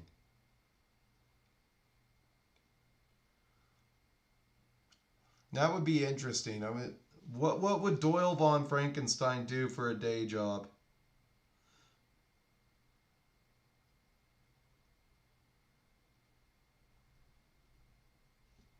Especially when you have to have when you have to have that devil lock.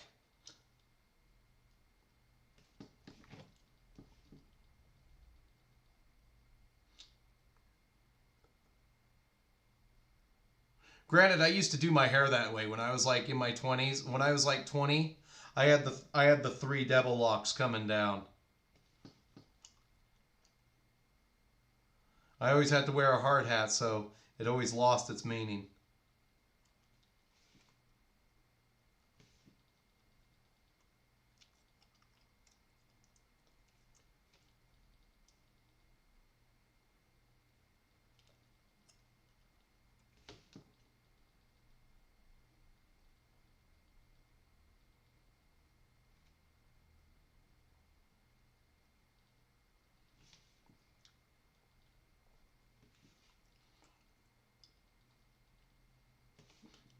So Danzig wrote that song, Life Fades Away, for Roy Orbison.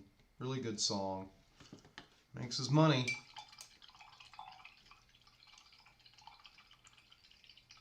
Yes, I am going to play some Horus Heresy. I will be putting out a preliminary battle report on YouTube, but again, with a lot of the other battle reports, they're going to stay private videos, and then they're going to get released on Rumble. I am pushing the Rumble channel.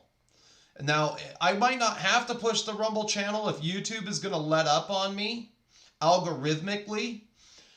Because they actually, one thing that I could touch on is that YouTube actually allowed me to gain 5 this week. I got 5 subscribers from out of nowhere. Instead of losing 11 or gaining 1, losing 1, get the algorithmic suppression. It sounds like they're gonna let up on me, but you know, I know that whole Minecraft rant of what I would do to a Games Workshop if they didn't release an Orc Codex for 10th edition, you know, in Minecraft. You know, that might get me algorithmically suppressed. You know, I ran my mouth, and the gods at Google didn't like it. Oh, the Holy Diver ran his mouth again. We're gonna have to flag his video.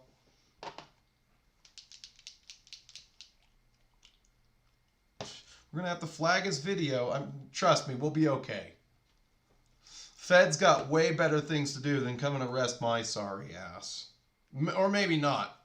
Not with the way they're declaring American citizens domestic terrorists these days. Domestic terrorist. Immediately. You're a Proud Boy? Domestic terrorist. Those are the words. That was Dick Masterson. I have to dig that up and watch that again. He's calling what's his name from the Rebel News? I can't. Gavin McNichol's a dumbass piece of shit.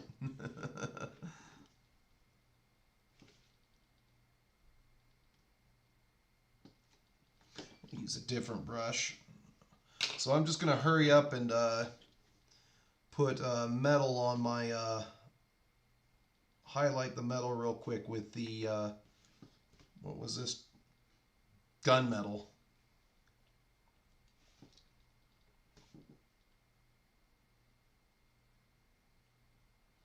As we approach the end of the show here. Actually, I had a good one today. Seems like one of my better streams. Actually, I got the gunmetal out. Let's do the shoulder pad studs on one of these guys while we call it to a close.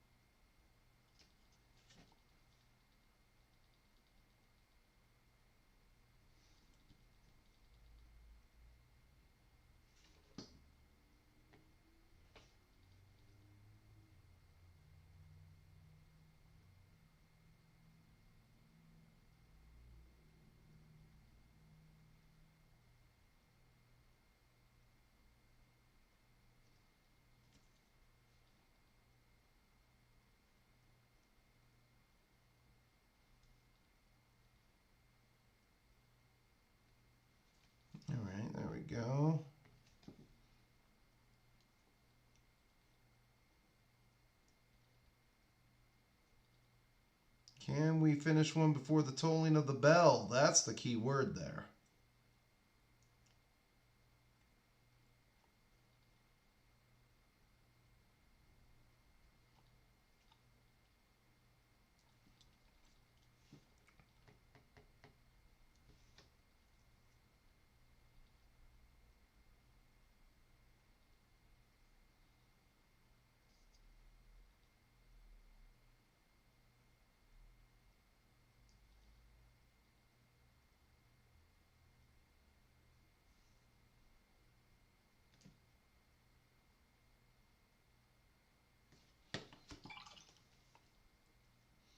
Got to do their chords.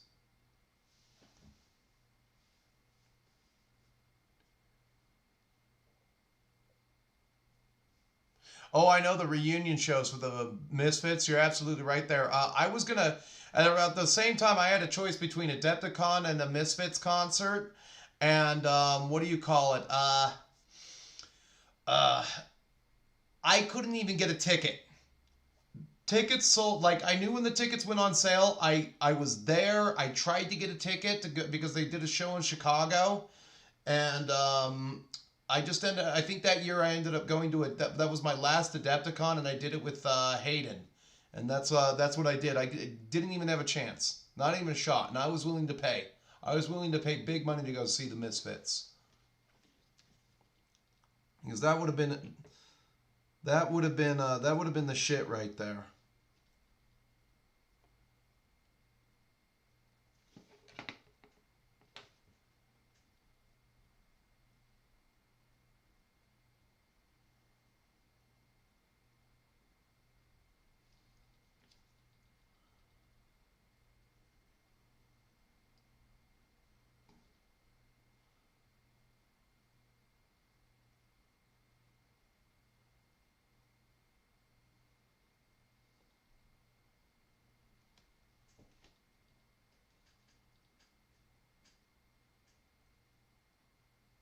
There we go.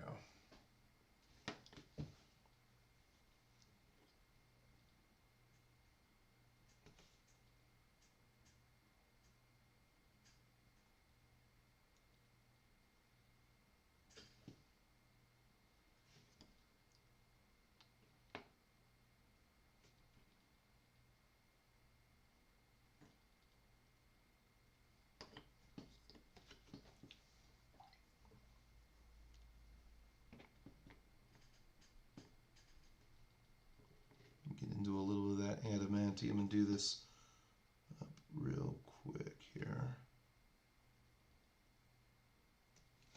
Oh. And then that little cord.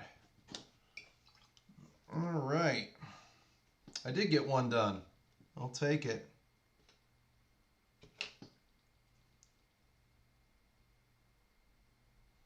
Yeah, I'll never understand this little cord down here.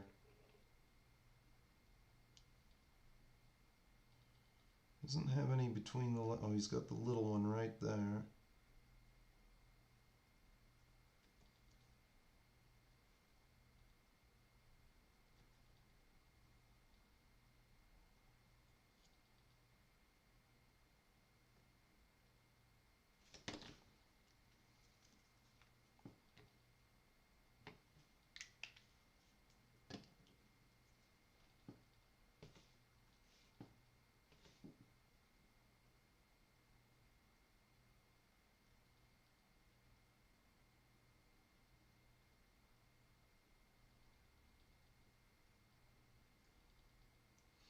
All right, I actually got one of the Marines done. Hell yeah.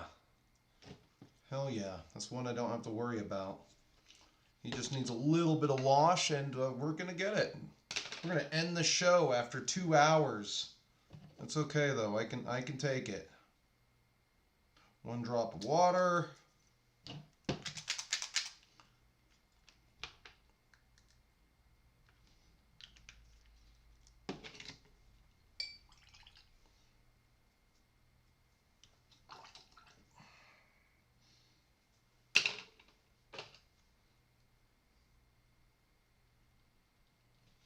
And again, we're just going to throw this on the gun. Ah, great, an Aquila. Have to do an Aquila, everybody.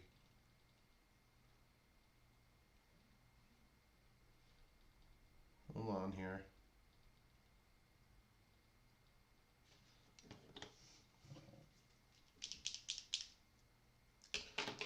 Then I can say it's done. Oh, you piece of shit! Get over there.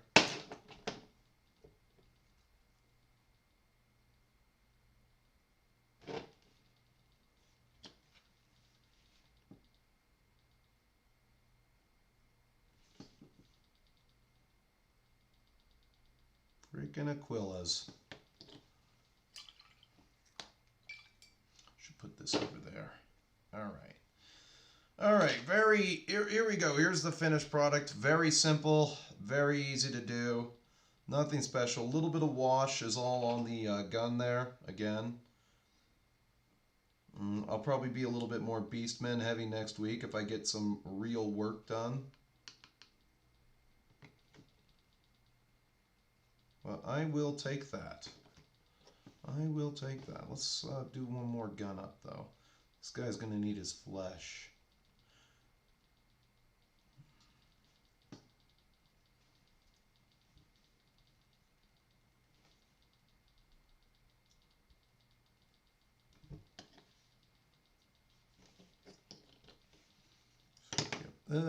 Butterfingers.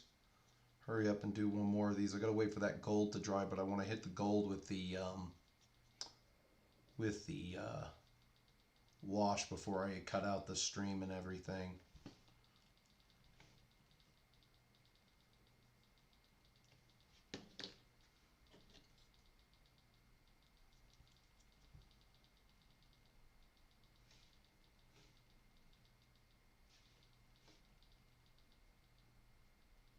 All right, cool.